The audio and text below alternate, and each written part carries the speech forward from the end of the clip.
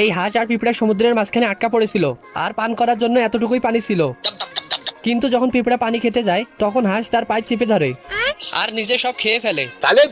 তারপর তার কাছে কিছুই অবশিষ্ট থাকে না। কিন্তু তারা একটি ছোট্ট দ্বীপে এসে পৌঁছায়। अच्छा আর খাবারের জন্য নারকেল গাছে একটা নারকেল দেখতে পায়। चलो भाई তাই পিঁপড়াটি তাড়াতাড়ি নারকেল গাছে ওঠে করে নারকেল ফেলে দেয়। आजा आजा তারপর হাঁস নারকেল ফুটো করে পানি খেতে লাগে। आज तो मजा आने वाला है। কিন্তু পিঁপড়াটাও পানি চাচ্ছিল, তাই হাঁস তাকে খেতে দেয়। बेटा लगे रहो पूरे दिन भर मोबाइल पे। কিন্তু সে খুব বদমাশ। যখন পিঁপড়াটি ডাবের পানি খেতে যায় তখন সে তার আঙুল দিয়ে তার পাইপ বন্ধ করে দেয় আর সব পানি খেয়ে ফেলে। मजा आया। তারপর সে ভিতরে নারকেল বের করতে লাগে, কিন্তু বের হচ্ছিল না। তাই পিঁপড়াকে ভেতরে যেতে বলে। आजा आजा পিঁপড়াকে ভেতরে পাঠায়, কিন্তু সে আরামে নারকেল খেতে লাগে।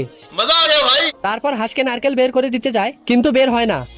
তাই খেয়ে ছোট করে দেয়, गजब। তবুও বের হয় না। তাই আরো একটু খায়, ফলে খুব ছোট হয়ে যায় मैंने कुछ नहीं किया। আর বাইরে ছুঁড়ে কান বন্ধ করে নেয়।